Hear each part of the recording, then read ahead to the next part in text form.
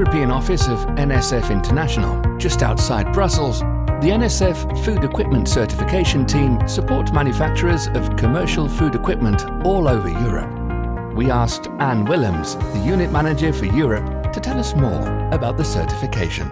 NSF certification is an independent third-party certification for commercial food equipment that is sold on the US markets. The certification requirements are based on the FDA Food Code, which is the legislation in the US for equipment that is used in restaurants and food retail stores. That is also why public health inspectors will actively look for or even require the NSF mark on the equipment when they are doing inspections in the field. The certification seems to be very important for the public health authorities. Can you explain why this is the case? First of all, it's important that NSF certification is a sanitation certification. It covers food safety aspects of the equipment to protect health and safety for the final consumer. The certification requirements that are reviewed are, first of all, the materials, the design and construction, and in some cases, the performance. You indicate that the food contact materials, the design and the performance are all verified during the certification process. What exactly does this verification cover? For the materials, we will review all the materials used in the equipment to make sure that they meet the requirements of the area they are used in. The focus will of course be mainly on the materials in the food zone, where we will perform a toxicological review to ensure that the composition meets the FDA requirements. For the design review, we will perform an evaluation of the design and the construction of the equipment to make sure that it's easy to clean. The third aspect, performance testing, only applies to certain types of equipment that have a food safety performance aspect.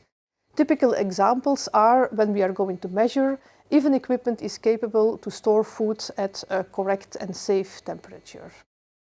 Another example could be when an equipment has an automatic cleaning cycle, where we will perform an in-place cleaning test to verify the efficiency.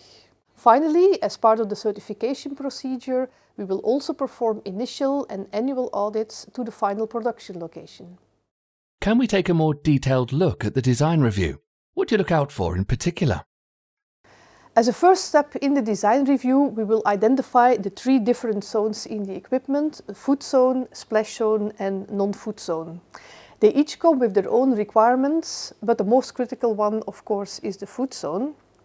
In the food zone, we will, for example, verify that it is possible to take it apart without tools, and that permanent corners in the food zone have a 3.2 mm radius to make it easy to clean. In the splash and in the non-food zone, other design requirements are applicable.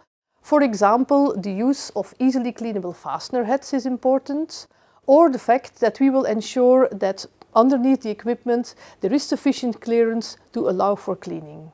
Viewers might ask themselves what happens if some requirements are not met. After the design review, we will send out a detailed report which lists all the non-compliances that were noted. The manufacturer can then provide corrective actions. So, even though changes can still be made during the certification process, it's clear that insight into the design requirements can be very valuable. Can manufacturers also involve the NSF experts during product development? It is a good idea that the manufacturer involves NSF in the early stages of the development. This way we can provide feedback, and can it be avoided that expensive or time-consuming changes are still required at the final stages when the machine is ready for certification. Indeed, NSF's technical education program offers workshops as well as the evaluation of prototypes against the requirements of the standards as part of the roadmap to certification. NSF International, powered by knowledge.